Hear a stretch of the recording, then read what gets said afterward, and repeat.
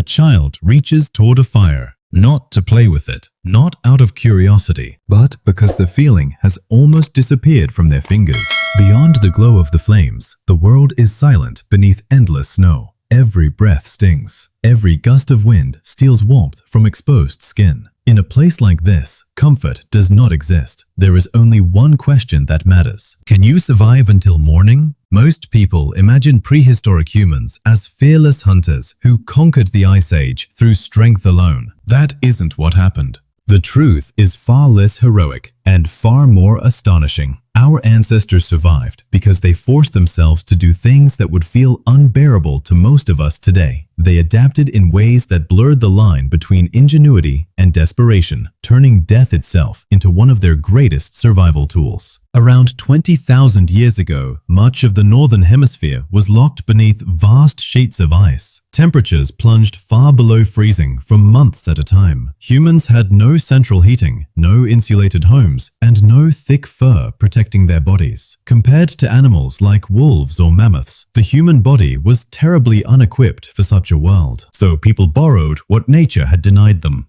The first solution was as brutal as it was necessary. They wore the skins of animals they hunted. Thick hides from reindeer, bison, wolves, and even bears became their only defense against the cold. But those hides did not arrive as finished coats. Every piece had to be cleaned, scraped, softened, and stitched by hand, often while standing in freezing temperatures themselves. Every warm garment represented hours of exhausting labor and another life taken to preserve their own. For thousands of years, clothing remained simple. Animal hides wrapped around the body slowed the cold, but could never stop it completely. Then, something remarkably small changed human history forever. The bone needle. Carved from ivory or animal bone, it allowed prehistoric people to stitch hides together into fitted clothing instead of loose coverings. Suddenly, layers trapped warm air close to the body, blocking icy winds that once slipped through every opening. It seems like a minor invention. In reality, it may have allowed humans to expand into regions that would otherwise have been impossible to inhabit.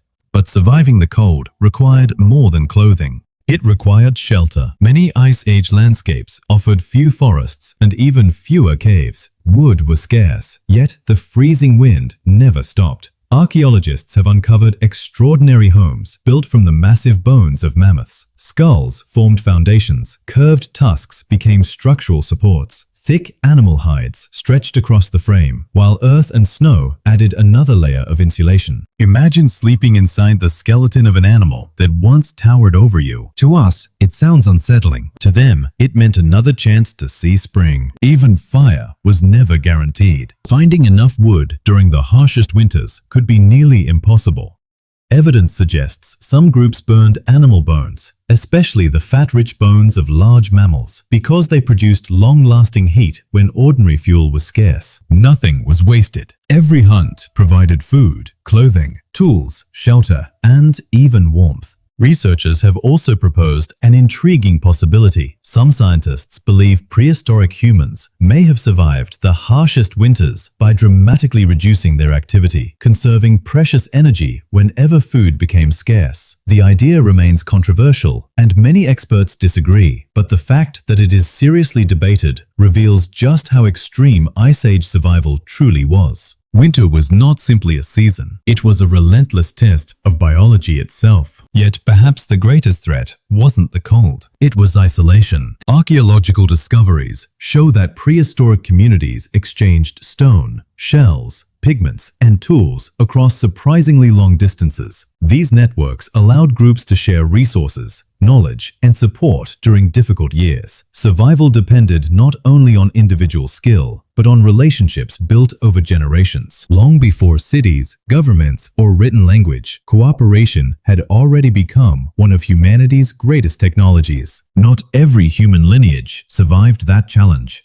The Neanderthals had spent hundreds of thousands of years adapting to Europe's freezing landscapes. They were powerful, resilient, and remarkably capable. Yet, they eventually disappeared while modern humans endured. Scientists still debate exactly why. Climate change, shrinking food supplies, and differences in social cooperation may all have played a role. Sometimes survival is decided by strength. Sometimes it is decided by who shares the fire. When we picture prehistoric life, we often imagine primitive people struggling against nature with crude tools. But the deeper story is something else entirely. It is the story of a species that refused to surrender, even when every winter threatened to erase it from existence. They wrapped themselves in the hides of dangerous animals, stitched warmth from bone and sinew, built homes from the skeletons of giants, and relied on one another when the world offered almost nothing in return. Tonight, when you pull a blanket over your shoulders or step into a heated room, it feels ordinary.